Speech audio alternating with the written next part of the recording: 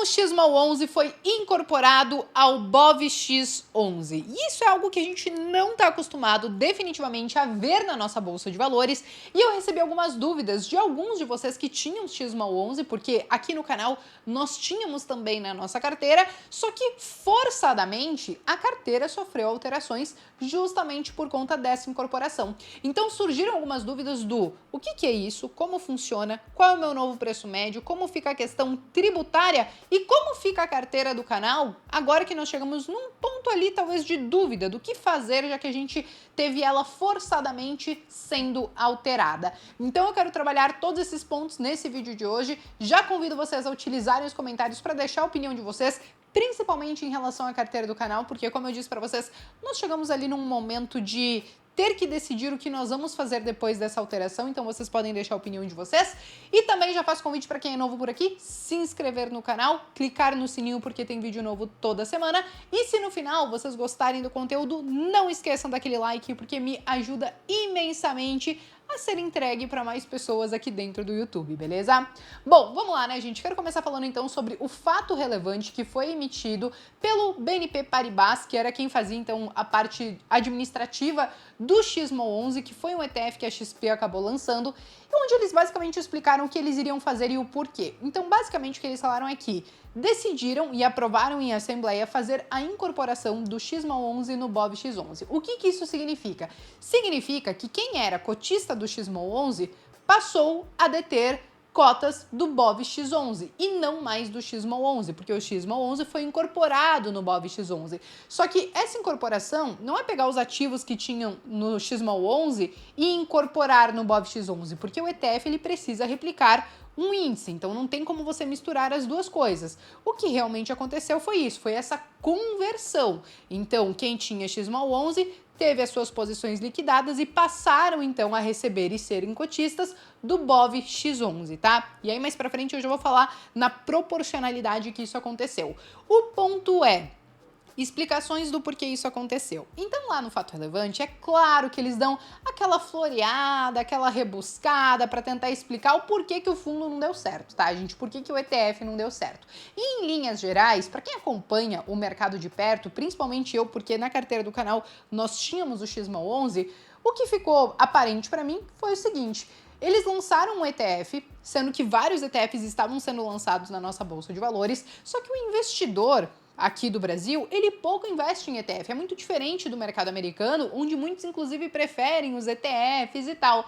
E aí o que acontece? Aqui, quem tem ETF, eles preferem aqueles ETFs que já são mais consolidados, que são mais antigos, como IVVB11, como um BOVA11 ou até mesmo um SMAL11. Alguns até tinham ali alguns ETFs de criptomoedas que cresceram bastante ao longo desses últimos anos.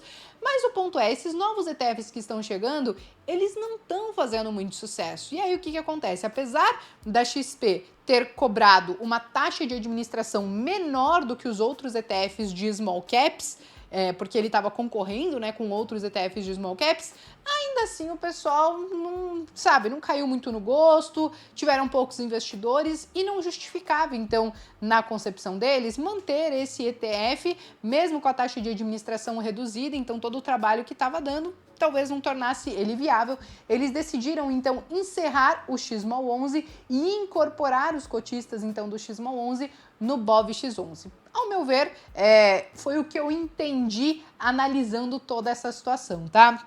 E aí, como que ficou a situação em si, né? Então, eles até postaram um calendário de como tudo isso ia funcionar. Então, como vocês podem ver, eles emitiram os comunicados lá em maio, eles trouxeram para votação. E aí, o que aconteceu foi que a implementação dessa incorporação aconteceu no dia 27/6, tá? Então, no final das contas, no dia 27/6, quando você abriu a corretora, né, a sua conta da corretora, provavelmente se você tinha XMAL11, você viu que ele já não estava mais lá e que você tinha passado a ter algumas cotas do BOVX11. E aí que a gente já começa a responder uma das primeiras perguntas, né?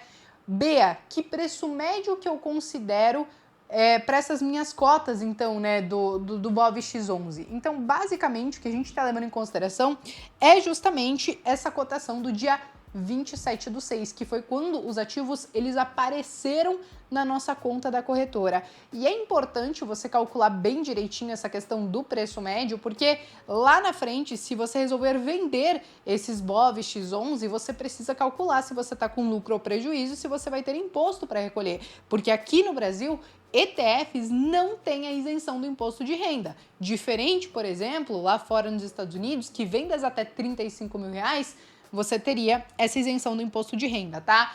E aí, muitos também perguntaram sobre a própria questão tributária.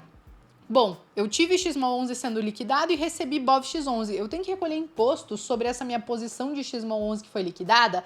Isso é uma dúvida que surgiu para mim também, e aí nada melhor do que a gente consultar quem é especialista nisso. Eu fui atrás da Jéssica Garcia, ela já esteve aqui no canal falando inclusive sobre impostos né, no exterior, ela é contadora, e aí eu apresentei a situação para ela, ela trouxe ali a argumentação dela, e ela trouxe inclusive essa imagem que eu estou compartilhando com vocês, que é um trecho ali do Perguntão da Receita Federal, onde fala sobre essa questão da incorporação e que diz que até então nessas situações, onde, por exemplo, um fundo deixa de existir, não teria a justificativa para recolher imposto sobre essa operação. E basicamente, então, é a medida que nós vamos adotar para o canal, né? Então nós não vamos recolher imposto sobre esse XMAL11 que foi liquidado, porque ele foi incorporado e nós recebemos esse BOV X11 no lugar, tá? E é claro, isso é uma questão interpretativa, tá? Existem outros tópicos que inclusive a gente discutiu sobre eles,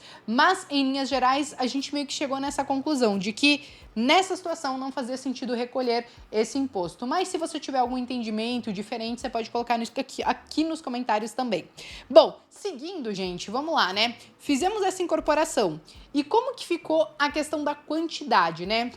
Porque BOV X11, ele estava custando lá perto do dia 27 e no dia 26, que foi a linha de corte, ali na casa dos R$11. E quando a gente fala do XMAL11, ele estava custando ali na casa dos R$7. Então não dá para trocar um para um. E aí o índice de conversão que eles utilizaram foi esse que vocês estão vendo, de 0,6192 e vários numerozinhos. Então para cada XMAL11 que você tinha, você recebeu 0,61 BOV X11. E aí você deve estar pensando, poxa, mas é um número quebrado, né? E o que acontece com as frações dessa operação, né? Porque o que acontece? Você só consegue converter o que é número inteiro. Se no final você não conseguir converter todas as suas cotas, porque multiplicando as suas cotas por esse 0,6192 sobrava alguma coisa ali no final, então essas sobras eles unificaram para fazer o leilão dessas cotas no mercado e aí esse dinheiro entrou diretamente na sua conta da corretora, né? Você recebeu pelo leilão essa fração, então o valor referente a essa fração que não conseguiu ser fechado para virar uma cota inteira de BOV X11, tá? Então basicamente foi isso que aconteceu, inclusive foi o que aconteceu com a carteira, tá, gente? Porque agora vindo para a parte da carteira em si, nós tínhamos BOV X11, XMAL11 e BIVB 39. A gente tinha definido que faríamos aportes de R$1.000 por mês e cada um teria dentro da carteira a participação de 33,33%, né? E aí o que aconteceu? Forçadamente, o que a gente teve? Teve a liquidação do XMAL11 que acabou se convertendo em BOV X11. Então a carteira ela ficou basicamente assim, 67,81% hoje está somente com BOV X11, porque nós tivemos essa conversão, e de BDR, que é o BIVB 39, que replica o S&P 500, ficou apenas com 32,19%. Então, realmente ficou bem desbalanceado e a partir agora dos próximos meses, para a gente tentar reequilibrar essa carteira, então eu vou passar pelo menos 3, 4 meses adiante fazendo aporte em um novo ETF e que é aqui o nosso ponto de dúvida que a gente precisa decidir o que vai fazer, né? Então eu tinha pensado nos próximos 3, 4 meses simplesmente aportar em SMAL11, que é o ETF de Small Caps aí, um dos que tem o maior volume de negociação, um dos mais conhecidos, e trazer ele para a carteira para continuar cumprindo o papel que o XMAL11 ele cumpria. Mais uma outra possibilidade que eu também estava avaliando é ainda que a gente deva ver cortes nas taxas de juros já a partir do mês que vem, nós devemos continuar com uma taxa de juros relativamente alta, então uma outra opção seria trazer o LFTS11, que é o ETF que replica o Tesouro Selic, até mesmo porque dentro dessa carteira a gente não tem nada de renda fixa, então estava avaliando se faria sentido trazer um pouco disso ou não, porque por mais que talvez a taxa vá para 9%, por exemplo, no ano que vem, ainda assim, ao meu ver, não seria nada mal. Mas eu tô avaliando, tá? Eu confesso que minha preferência ainda tá pro Small 11, mas eu vou decidir, vocês podem dar os pitacos nos comentários também, tá? Mas, voltando para a questão da carteira, tá, gente? Vamos tentar entender como é que foi a performance dela, então, nesses últimos meses. Aliás, na verdade, ela tá quase completando 12 meses, então o que nós temos até então são 11 aportes desde que ela começou, quase um ano. Então, como vocês podem ver, o custo da carteira até então foi de R$ 11.036,97 e o valor total que nós temos hoje é R$ 11.789,26. O que acontece? Por que tem 11.036? Porque o BIVB39, ele distribuiu dividendos ao longo desses últimos 12 meses e a gente utilizou para reinvestir, tá? Mostrei isso em outros episódios da carteira do canal aqui. E aí, algumas estatísticas da carteira até então. De 12 meses, nós tivemos 6 que ficaram acima do CDI. De 12 meses, 7 meses nós tivemos a carteira positiva. De 12 meses, 5 meses nós ficamos acima do índice Bovespa. A rentabilidade mínima da carteira foi em fevereiro de 2023, que ficou com menos 5,87% e a rentabilidade máxima foi em maio, que ficou com 6,24%. Mas beleza, aqui temos algumas estatísticas até então interessantes. A carteira, ela tá positiva. Agora vamos ver o desempenho dela, e aqui a gente consegue entender um pouco melhor no gráfico e até mesmo fazer um comparativo melhor com o CDI e também com o Ibovespa, né? Então, ao longo desses, desde o início, né, que foi em julho do ano passado, nós tivemos uma rentabilidade de 19,07%, o que não é nada mal, né, gente? Aqui a gente tem uma rentabilidade de mais de 1% ao mês e a gente conseguiu superar, então, o CDI, que ficou em 13,56%, não superamos o Ibovespa, que ficou em 22,14%. Mas, assim, é claro que a gente está comparando com o Ibovespa, mas nós temos que entender que, na maior parte do tempo, a nossa carteira não era composta somente por ações aqui no Brasil. Nós tínhamos aquela exposição, ainda temos, né, a exposição ao S&P 500, que é o mercado americano. Mas ainda assim, nós fazemos um comparativo para entender mais ou menos se a gente está no caminho certo.